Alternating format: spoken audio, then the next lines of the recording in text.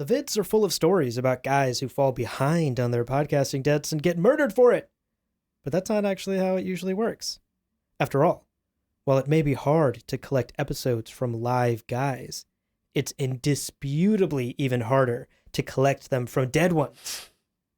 And in the end, collecting the debt is all somebody like Darius Blank of Lord Party Media really cares about. Didn't realize you had loan sharks on staff. Well, people owe me episodes, and sometimes they don't pay up. So you do what you got to do. You got to keep them alive, though. Yeah. Dead hosts don't make episodes.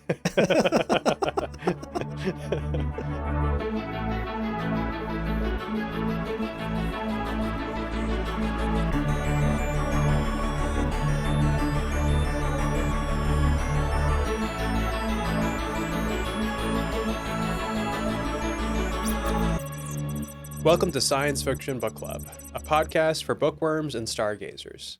In every episode, we dive into the pages of our favorite science fiction novels to break down the big ideas, ask the nerdy questions, and maybe, just maybe, learn a little bit about ourselves along the way. I'm your host, Opsa, and with me, as always, is Abu, the That's one right. and only. Abu 17, actually. Abu 17. Yeah, you unfortunately didn't meet the previous 16. Ugh, they all went down painfully. Real painfully. I don't remember all the deaths, but I'm told. Yeah, this is the best was one, I'll awful. Oh, tell you.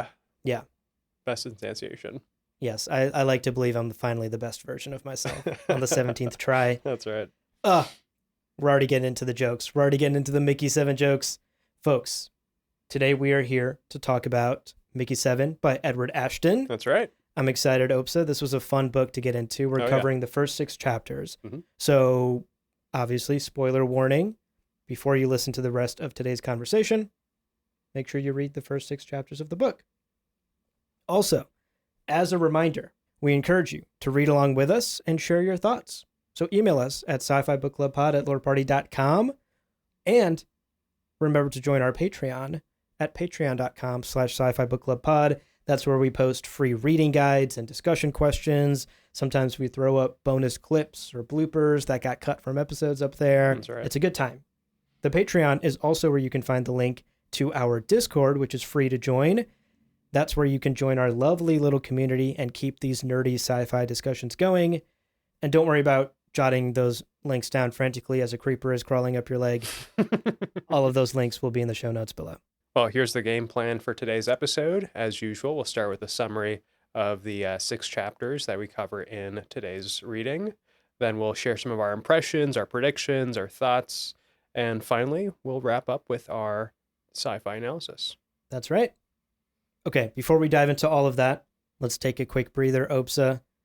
Let's reprint our bodies. We'll be back in just a minute, dear listener. Don't go anywhere. This episode is brought to you by Peacock. The new Peacock original documentary, Matthew Perry, A Hollywood Tragedy, dives deep into the beloved actor's rise to fame and his tragic death. 5 people, including Perry's personal assistant, 2 medical doctors, and an alleged Hollywood drug dealer known as the Ketamine Queen, were charged with conspiracy to illegally provide Perry with the ketamine. Explore the details of the case in this heartbreaking special, streaming now only on Peacock. Ever met a foundation that does it all? Say hi to NARS Light Reflecting Foundation. Makeup meets skincare in a bottle. It evens skin tone, blurs imperfections, and has a natural radiant finish. Plus, it's formulated with skincare ingredients to help strengthen your skin's barrier. With a newly expanded shade range of over 40 radiant shades to choose from and buildable all-day wear. NARS Light Reflecting Foundation. Find your perfect match. All right, welcome back. As usual, we'll start with a quick summary of the first 6 chapters from today's reading. Yep. Beginning with, of course, chapter 1, in which That's we a good place meet to start. usually. So in chapter 1, we meet Mickey, or more precisely, Mickey7, Mm-hmm. an expendable who serves as the physically replicable and therefore disposable human on the frozen colony planet Niflheim. Yep. The story opens with Mickey7 having fallen to the bottom of a crevice during a scouting mission. He talks over radio with his friend, Berto, who flew him to the location. We'll get into it. who flew him into the location in Creeper territory, home to the centipede-like native creatures of the planet.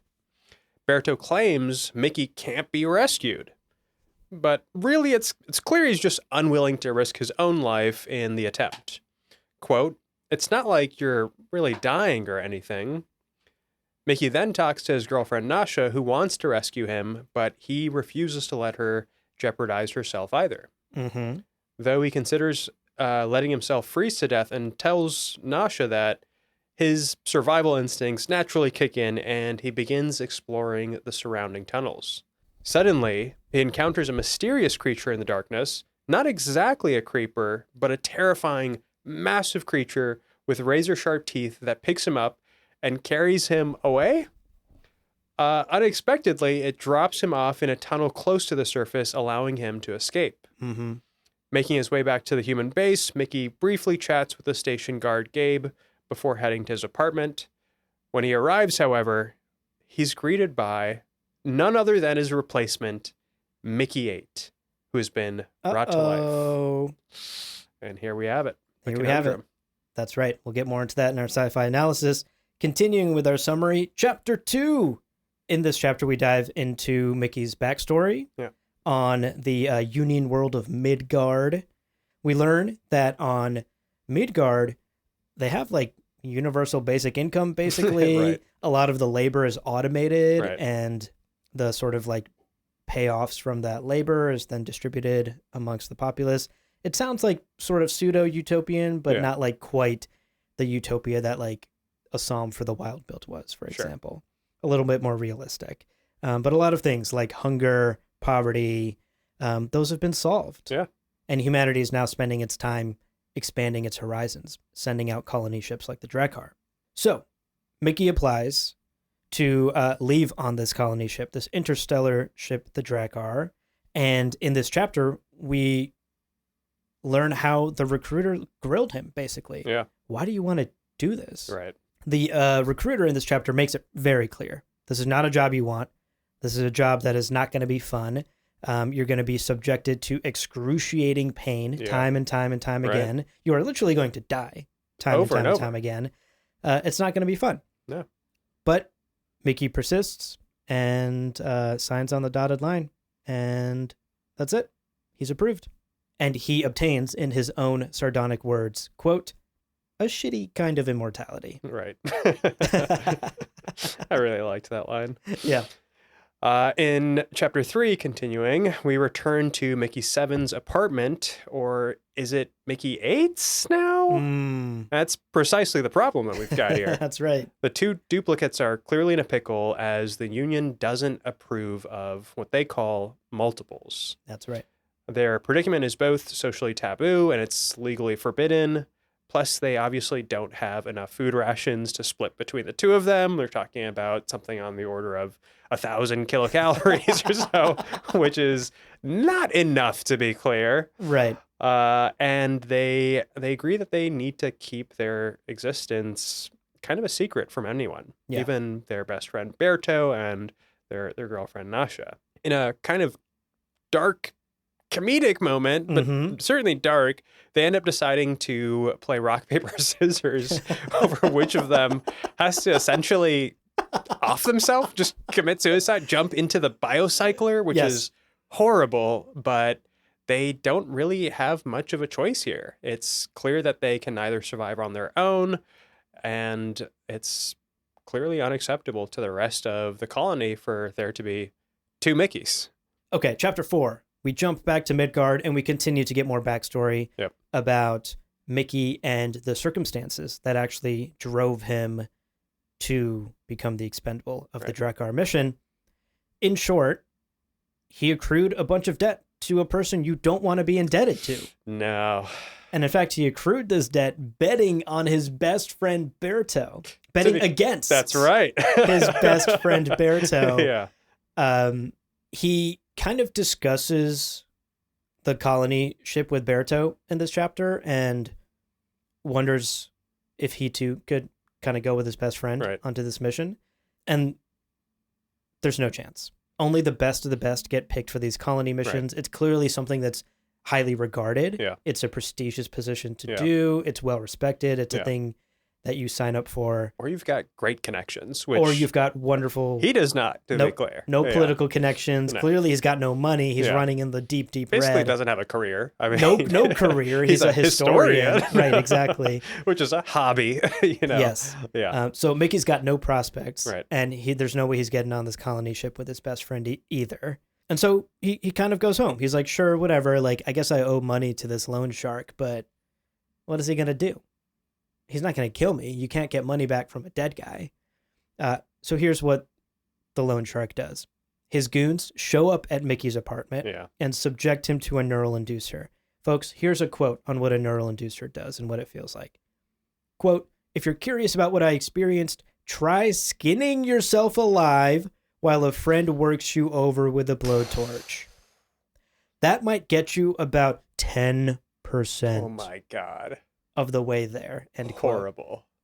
Wild stuff. I mean, truly indescribable, right? Yeah.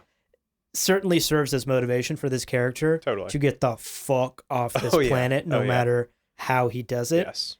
And of course, how he does it is to immediately go to the recruiting office the next day, sign up for the expendable position, the only position that's open still on the Drakkar, the only position that no one else has signed up for. That's right. And moving on to chapter 5, where again, back with Mickey7 and 8, Mickey7 is moments away from being pushed into the biocycler, essentially. And it's quite a harrowing moment. He realizes he's going to die, and he feels that this immortality thing, it's not, I don't know, death is still death, pain is still pain. Yes. But fortunately, at the very last minute, Mickey 8 changes his mind about their suicide murder pact, and they decide not to go through with it.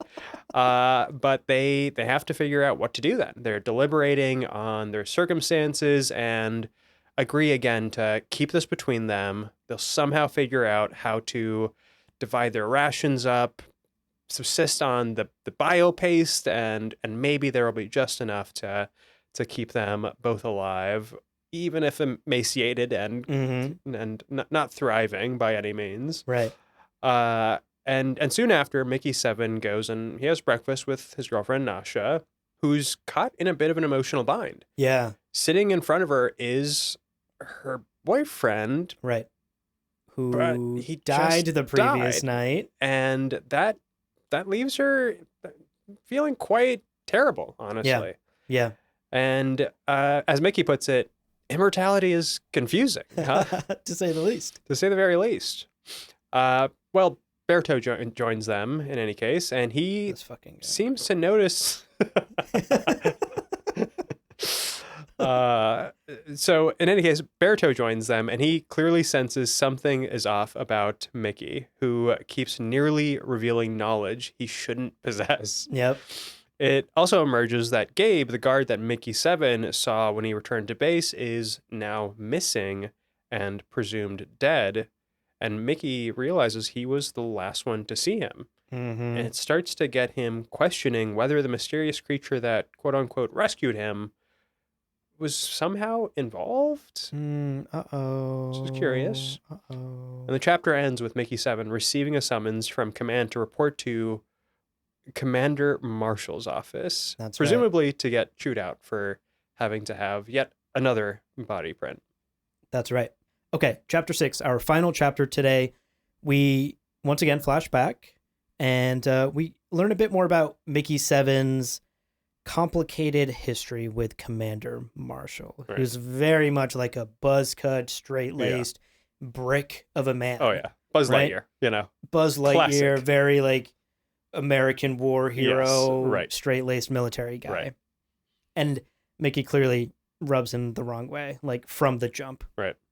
We learned that Mickey had already irritated Marshall by complaining about the colonists' luggage, Right. which change of plans. None of you are getting luggage Yeah. because we can't carry the extra mass on this ship.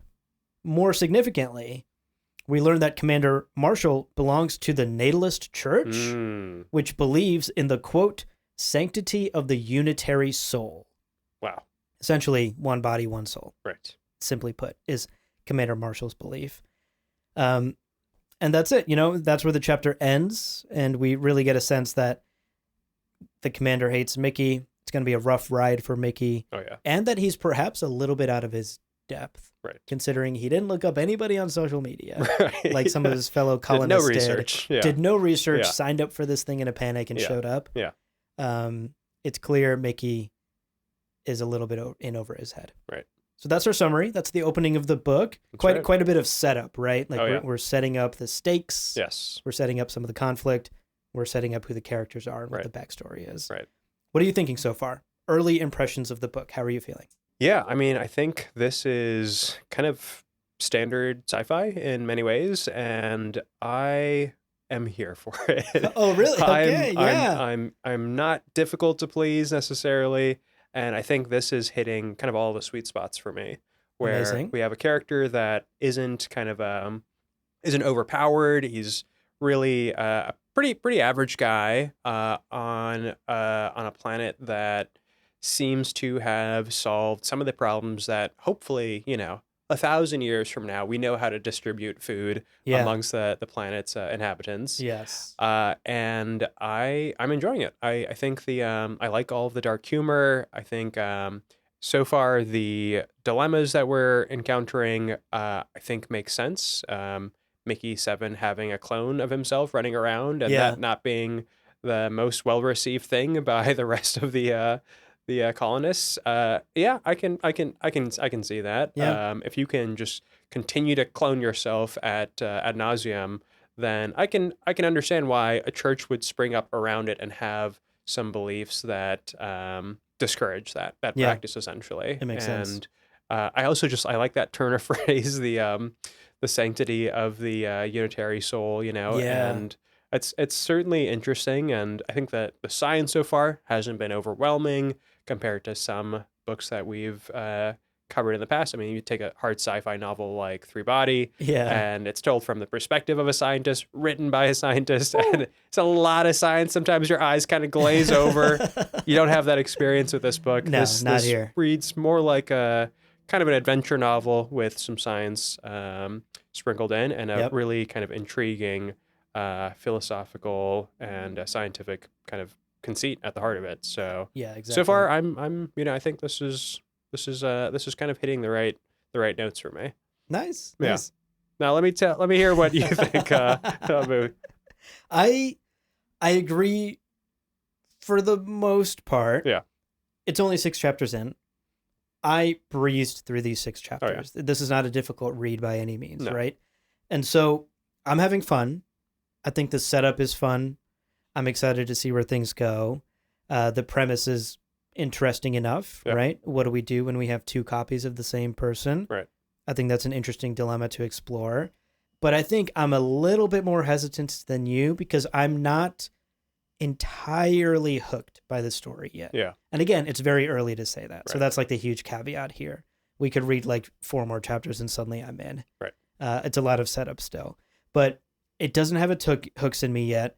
And I'm not quite blown away by anything yet. You know, it doesn't really hit the ground running. We're establishing things and a lot of them are quite familiar. Totally. Especially if you're a sci-fi reader. Yes. The good things, I think the writing so far is good. Yeah. I don't really have any issues with it. Is it like the most beautiful poetic writing that's blowing me away? No. But also for this kind of like you said, adventure sci-fi story, I don't think it needs to be. Yeah.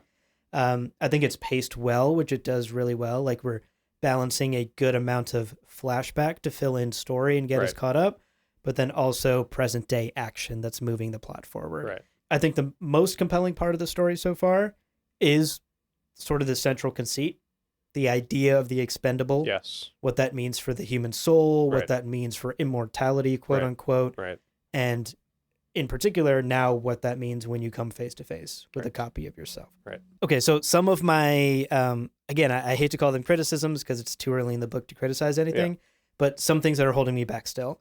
I'm not connecting with any of the characters yet. Fair. Don't like Berto. Nasha is just kind of the girlfriend sidekick right now. I hope she has more to do in the story later. The real problem, like a book like Murderbot is also kind of like a light adventure novel, right? Yeah. But you're instantly kind of hooked because Murderbot is so endearing. Right. I am not very attached to Mickey yet. Yeah. As a main character. Yeah. I kind of find the cheeky comedy everyman doofus vibe Yeah. actually kind of like a little off-putting and a bit cliche. Sure. You know, I feel like enough novels have gone down that direction now that it's more cliche than it is unique to have your main character not be special. Yeah. So I'm still waiting for Mickey to grow on me. He's not a bad character by any means. I'm just not resonating with Mickey yet. Yeah. The larger thing that's kind of bothering me is I can't quite shake the feeling that I have read all of this before. Right. We have a colony mission. Yes. We have a quirky everyman main character. Yeah. We have an asshole commander. We have alien bugs who are clearly showing signs of intelligence, like this sentience bug, or something. Some sort of sentience, some sort of groupthink, whatever it is. It's Starship Troopers. It's it's a mashup. It's Ender's Game. Yeah. It's a mashup of like many sci-fi tropes. Totally. And I guess what I'm waiting for is for the book to show me its take on these tropes. Right. These first 6 chapters have not shown me that yet. Yeah. Right. So I'm still kind of waiting for that. And the little voice in the back of my head is just saying, I've read this before, though. When is it going to get different? Right. I'm waiting for it to get different. Yeah. As an aside, I think one of my biggest red flags as sort of just like a human being in general. This will come as a surprise to you listeners. Is that I generally don't enjoy comedy as a genre. Right. Across anything. Books, movies, TV shows, whatever it may be. Yeah. I do not go out and seek comedy. Right. I avoid most comedy movies. And I like, if a book is supposed to be funny, I kind of just I brush it off and don't read it. Right. Obviously, I'm missing out on a lot.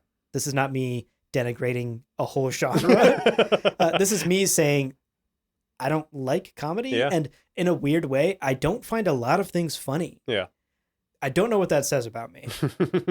Feel free, dear listener, to psychoanalyze me and send in your theories on what kind of trauma that is. Yeah. But the comedic tone, all of that is to say, the comedic tone of this book, and I think this is also related to why Mickey's not resonating with me. Yeah. He's kind of like a goofball. Yeah.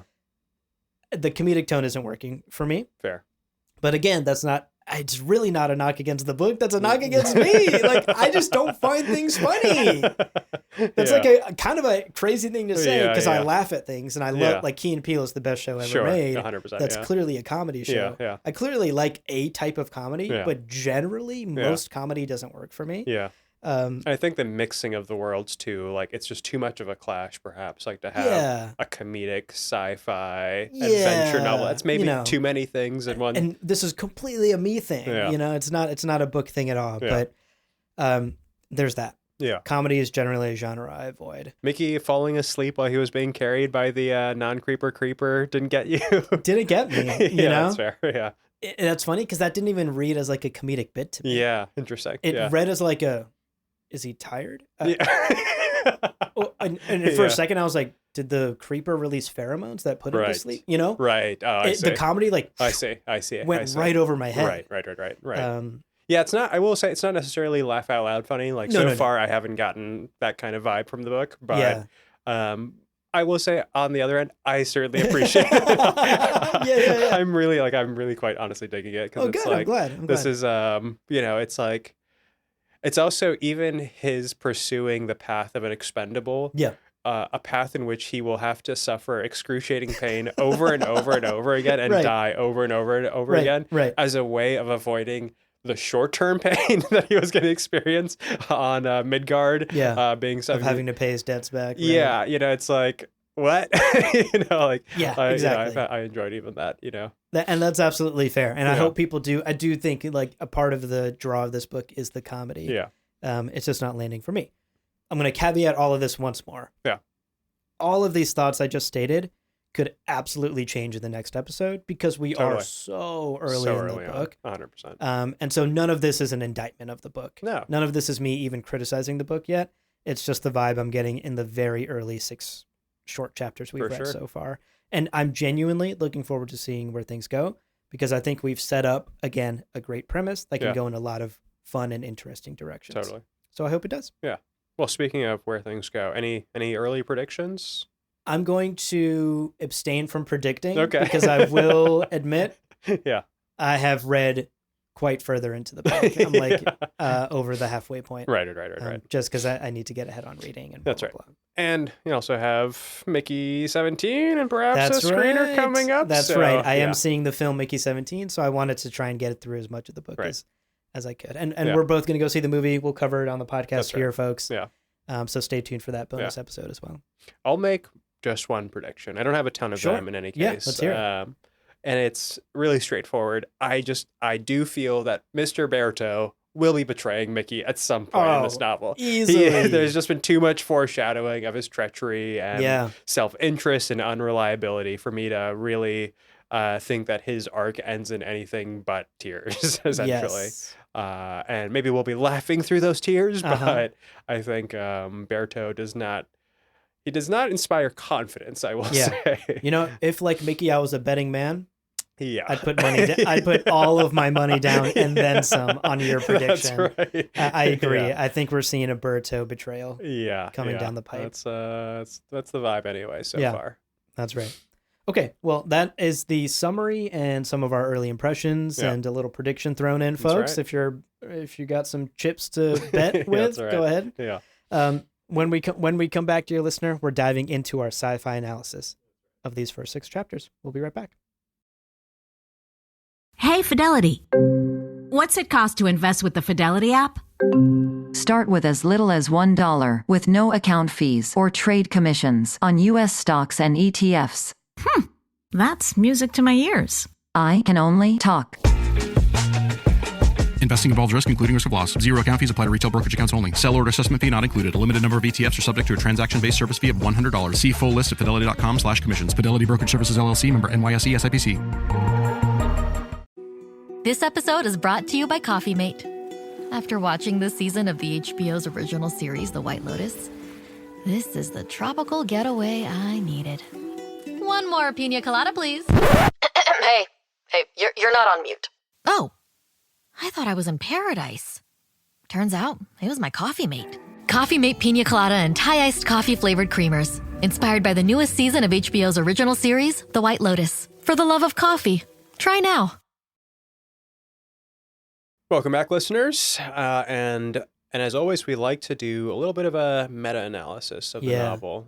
Get into the author, their background, and just dig up what we can about the origin of the novel. That's right. So let's learn a little bit about Edward Ashton, the author of this publication. There isn't a ton of information, to be fair, He's about a very him offline online. guy. That's right. Which, you know what? Maybe we all should be, you know? I aspire to it. And in any case, he is the author of numerous sci-fi novels and short stories. He's been a lifelong fan of the genre, and partially thanks to his father, who also loved sci-fi. And so he began writing short stories as a kid, in fact. Mm-hmm. According to the bio on his website, he lives in upstate New York, and when he's not writing or spending time with his family, he's teaching quantum physics to grad students and conducting cancer research. Okay. So, quite an impressive man. You know, when I'm not podcasting or spending time with my family, that's right. I'm melting into my couch, yeah, that's right. watching Netflix, eating junk food. That's right. All sorts of chips are being consumed. Oh, so many chips. Yeah. I'm not doing cancer research, folks. Nah. To say the least. Teaching quantum physics at a very high level, you know. Very impressive. Very impressive. Yeah, in fact, according to his very impressive LinkedIn, he's got a PhD in electrical engineering and medical imaging from the University of Rochester, and is currently the vice president of oncology imaging at a clinical research company. Oh so, my God. Keeps himself busy. He keeps himself busy. That's Incredible. Right. Yeah, that's an amazing CV. For sure. Okay, so let's talk about Mickey7.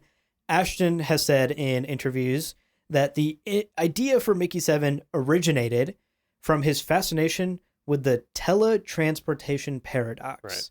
And this is an idea that he had explored in the past with a short story called Backup, but he felt that he had more to say about it. Right. And thus began his journey with Mickey7. He began writing Mickey7 in 2015, is when he wrote the first chapter, he says. It began as just a novella, kind of evolved from short story to novella, and then he got feedback from his publisher and expanded it into the full novel that we know today. Now, thanks to this part blew me away.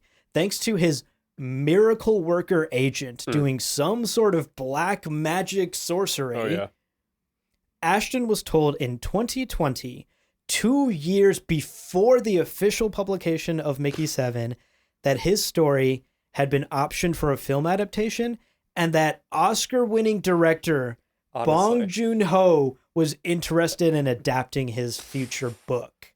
Unbelievable. That is... Unbelievable. Honestly, it is very difficult to believe. Truly. That is... Wow. That's incredible. Yeah, I have little knowledge of the publishing industry. Yeah. Maybe some of our listeners are more in tune with that sort of thing and can fill us in. But to me, this feels like a thing that never happens. Right. Feels like an impossibility. Right. I don't know how common it is for stories to be shopped around to Hollywood before they're published. Yeah. It's wild. And not even that. I'm like, maybe that happens and maybe that's common. But then to be picked up by an Oscar-winning director before your book comes out, that's crazy. Yeah. Whatever Ashton is paying this agent, it's not enough. Okay. So Ashton says that, after he got this great news, he did get on a Zoom call with Bong Joon-ho and was very impressed with the director's knowledge and curiosity about his story, about his future book. He tells this little anecdote in an interview that director Bong asked him how creepers reproduce. And Ashton didn't have an answer for him because he hadn't thought about that. Yeah, when Papa Creeper meets Mama Creeper. Exactly. Yeah. And so like that's how deep Bong Joon-ho was getting. Right. With the questions and the world building and the lore, like he was really interested in getting to know the ins and outs of this story so that he could adapt it for his film. Right. Which is cool. That is reassuring. That's what you want from someone adapting your work. Oh, 100%. In fact, this is also interesting. Bong Joon-ho asked Ashton the one thing he felt would be absolutely necessary in the adaptation, the one thing he would be heartbroken to see cut. Yeah. And so Ashton said, Chapter 19. Try to get as much of Chapter 19 as you can in your film adaptation. Okay. And now I'm quite excited. Something to look forward to. I'm excited for for our us. read-through to get to Chapter 19. Because by then we will have actually watched the film as well. Right. By the time we get to Chapter 19. So we'll be able to see how much of it that got adapted to the film, how much it retained. Yeah. I think I heard that he in fact said, I never do this. So he felt quite inspired by this book and by Edward Ashton's the premise here. Yeah. And I really liked hearing the collaborative nature of that. Definitely. And the fact that director Bong was willing to sit down and like not only go deep on the story, but then to honor a request from the original author. I think that's a very respectful thing to do as one creator to another. Absolutely. And in fact, Edward is, I shouldn't call him Edward. We're not friends. Eddie, my boy. Edward Ashton, Mr. Ashton, is in fact an executive producer on the movie. That's right. He'll be credited as an executive producer, but that's kind of a nothing burger of a title because like title, Ashton himself has been very clear that he has nothing to do with the movie. Right. The rights, were bought and the adaptation was done. But he's completely uninvolved with the production. Right. He's he's been invited on set a few times. Yeah. He went to the London premiere recently. So he's involved in the sense that he gets the perks of his work being adapted. Right. With none of the labor. None of the labor. It's kind of the ideal. And the paycheck. He gets the paycheck as well. Bit of a severance situation. Kind of great. It's kind of great. No work, all reward. That's right. Obviously, he put the work in. Yeah, for sure. But he did, however, tell Nerdist that he does completely trust Bong Joon-ho's vision for the film, and so he's not worried about the adaptation at all. Right. Quote, in my view, the man's a genius.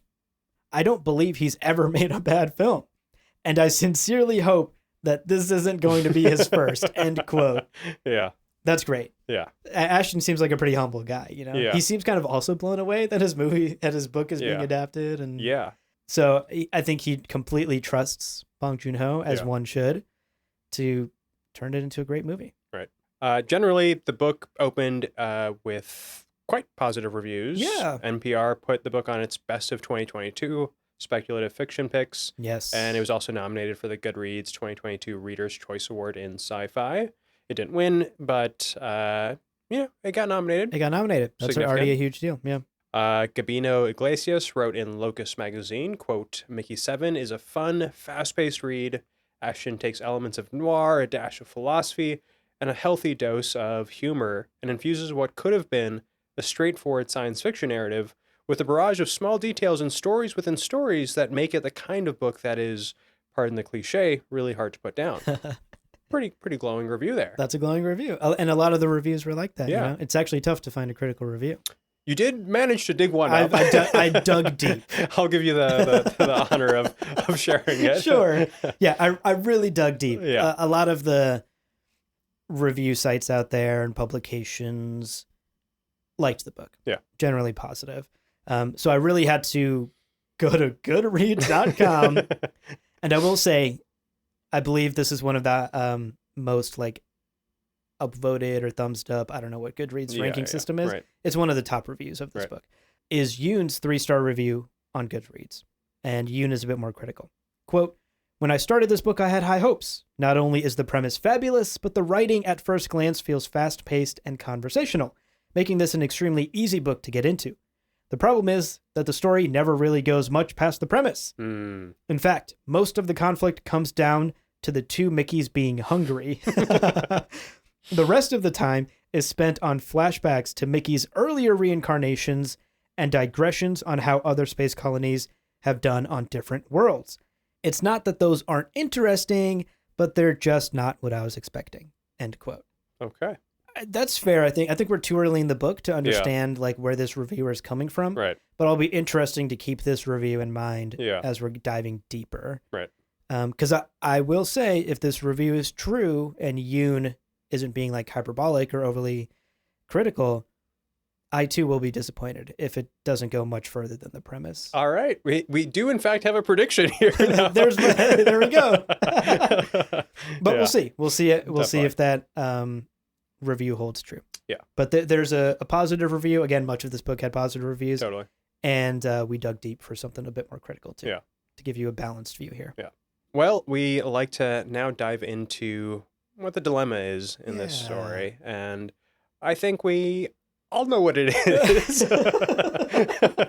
It's pretty straightforward. There are two Mickeys running around at the same time. And it's unclear how they can both survive given their limited rations. But also with a society that seems to exploit their utility, but also revile multiples and kind of revile them in their own way. For sure.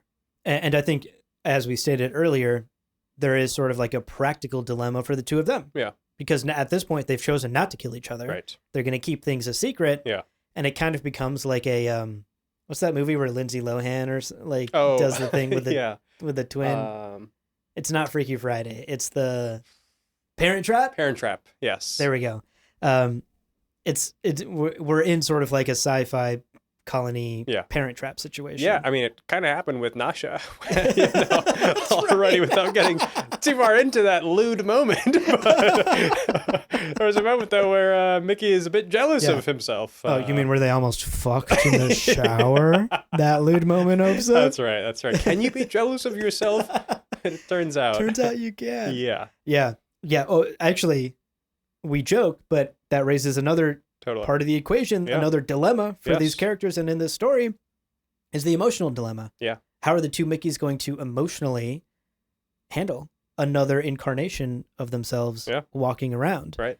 There's the logistics of how do we feed ourselves? How do we handle Nasha? How do we do our work and not get caught? Yeah. But also, how do we feel about each other? Can we trust each other? Yeah. Is the thing I felt throughout all 6 of these chapters. Right. I was like, why doesn't one of these Mickeys just like fucking shove this guy over the ledge?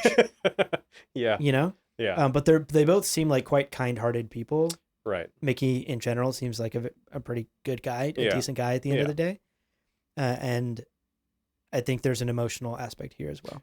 Yeah, but also ethical. I mean, I don't know. Like, is it totally ethical for them to both be dating Nasha? I mean, like, without telling her. You Well, know, there's like a consent issue. There's a little bit of a, and it's also like but they're the same? Are they the same? I mean, I think this is what we end up kind of going back and forth on continually. And, she's been dating him novel. since Mickey 3. So technically she has been dating different Mickeys this whole time. Right. Which also is why she feels emotionally kind of turbulent and uncertain about the whole thing. Definitely. And that's kind of the heart of the question. I mean, are they the same person? Are they actually distinct individuals? What are the ethics surrounding cloning? Yes. It's also clear there are some class and hierarchy questions because clearly nobody really wants to be an expendable. And at some point, it seemed that the recruiter was even going to conscript somebody to take on this role. Right. Which is really kind of fascinating and a little dark, A little dark, right. Yeah. Again, kind of popping the bubble of the Midgard utopia. Right. It's a fun dilemma at the core of this book. Probably not for them, but for us readers, certainly. Yeah. Mickey's listening to this podcast I can't with these guys. They're not dapping it up right now, between themselves. Yeah. My God. So moving on from the dilemma, the other thing we always like to check in with at the start of the book is the leap.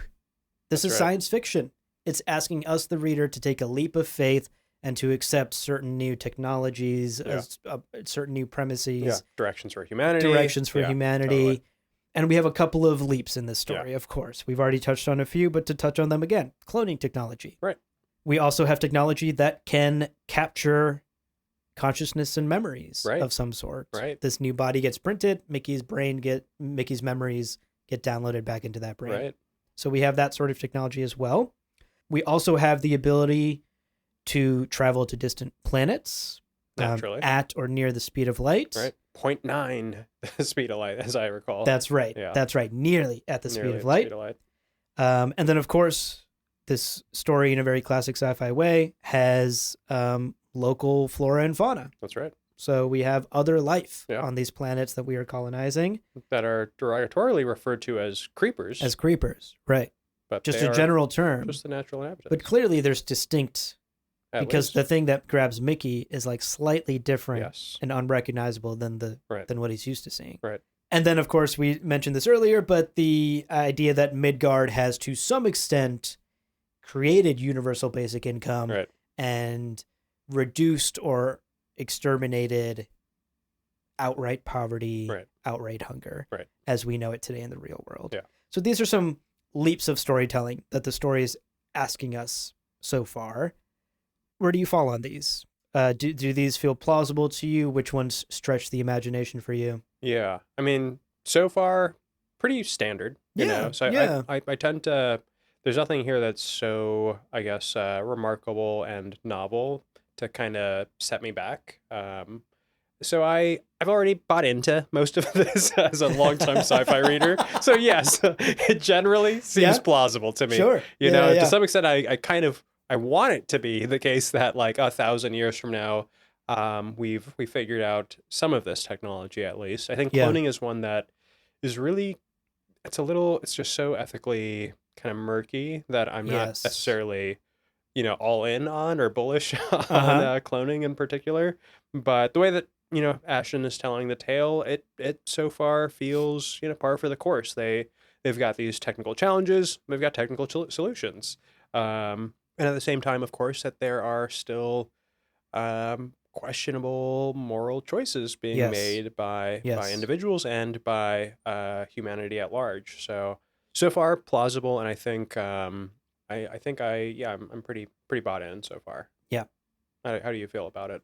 I'm the same. I think as far as the technology actually goes, I'm pretty bought in. Yeah. Longtime sci-fi reader as well. Right. So this is par for the course. Yeah. A lot of this stuff I can see happening. Yeah. Here's the thing, though. The one thing that actually feels a little implausible to me right now is the colony mission.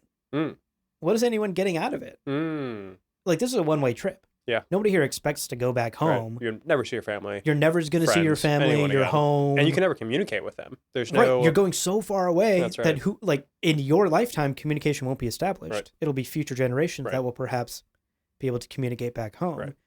So what is anyone getting out of this? Yeah. And why sign up for this? Why is it so prestigious? Why would Berto, who clearly has everything just going for him in life, why not just like play your pickleball and win your championships, Berto? Right. Why are you signing up for this other thing? Yeah.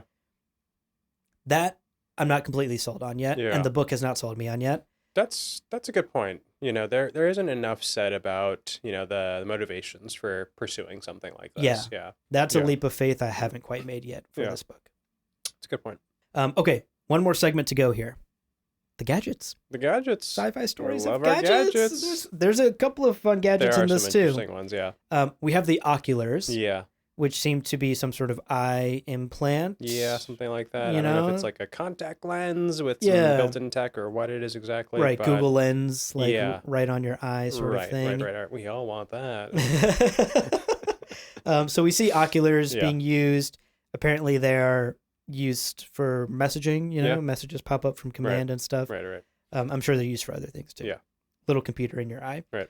We also have biorecyclers and bioprinters. Right. That makes sense. Colony ship would need both of those things. Yep. We have memory upload and download tech, Yes. as we talked about. We have a colony ship fueled by antimatter. Naturally. Love an antimatter. Oh, yeah. Yeah. Just the go-to for sci-fi. Yes. To be like, yes. what's going to power our matter? Yeah.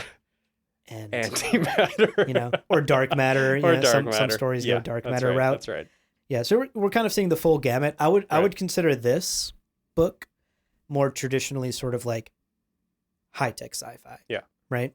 More on the spectrum of like towards Star Trek. Right. And for example, like A Psalm for the Wild Built was Right. very grounded nature, Yeah. very low tech. Ox bikes. Ox bikes. Pedal bikes, yeah. Exactly. Versus here, we're getting like eye implants, biorecyclers, the more traditional high tech sci-fi stuff. Right. That is quite central and part of the story. Yeah. I mean, very early, I think page 1, we talk about the ocular, and the need for Mickey to switch to the infrared spectrum because he couldn't see anything otherwise. And it's like, okay, yeah, I'm back home. I felt, I was like, this is more traditional sci-fi. Right. Set lasers to stun. Yeah, exactly. I know where we're going with this. Yeah, I got exactly. it. Yeah. Again, very traditional sci-fi. Yeah. If you're a sci-fi reader, so far the book won't surprise you, Yeah. and a lot of it will, like you said, feel like coming home. Yeah. You've kind of been around the block with That's all right. of this tech before. That's right. And that's the first 6 chapters That's right. of Mickey7. Yeah. I think we've set up a really fun premise. And again, Yes. even today, we've opened up a lot of can of worms of philosophical discussion. Yeah. And ethical questions Definitely. around relationships and realities of cloning and Yes. creating a new human being. And what it means to be a person, I'm Yeah. so fascinated. I'm excited to to get understand into like it. the divergences between the Mickeys and Yeah, lots to unpack here. right. But for now, folks, we have some homework for you. Uh-huh. So for the next book club episode, dear listener, make sure that you have read chapters 7 through 17. Read the next 10 chapters of the book, and then we'll be back to discuss. That's right. I'm looking forward to it. Absolutely. And of course, if you're curious, you're like, oh my gosh, when do I have to read that by? What chapters again? I wasn't listening. First of all, pay more attention. Second of all, don't worry. You don't have to pay more attention. That's right. You can always find the link to our entire season's reading schedule, all the due dates, all That's the right. reading assignments, all the chapters, and future books. So you can get that hold in at the library early, which I didn't do last time. And it was a backlog that was like 30 people long or something, as you said. Truly. Yeah. It was like an 18-week wait or something. Yeah. And I was like, damn it, I'm just going to buy this. Yeah. So check out that schedule in the show notes below and make sure that you're on top of the reading so you can join us for these episodes. Indeed. And share your thoughts with us so we can Yes. include them in future episodes. Yeah. Well, friends, the Biocycler is the heart and soul of any Beachhead podcast. Mm-hmm. It takes our shit, our tomato stems, our potato peels and rabbit bones and half-chewed gristle and eventually our corpses. Oh my God. In return, it gives us a 5-star review on Apple Podcasts and Spotify, and hopefully you will too. That's right. And folks, be sure to check out the other shows on the Lore Party Podcast Network on loreparty.com. You can also follow us on Twitter and Instagram at lore_party. Thank you so much for listening. And remember, nobody wants to live on cycler paste, but a desperate podcaster can do it for a very long time. And we are desperate.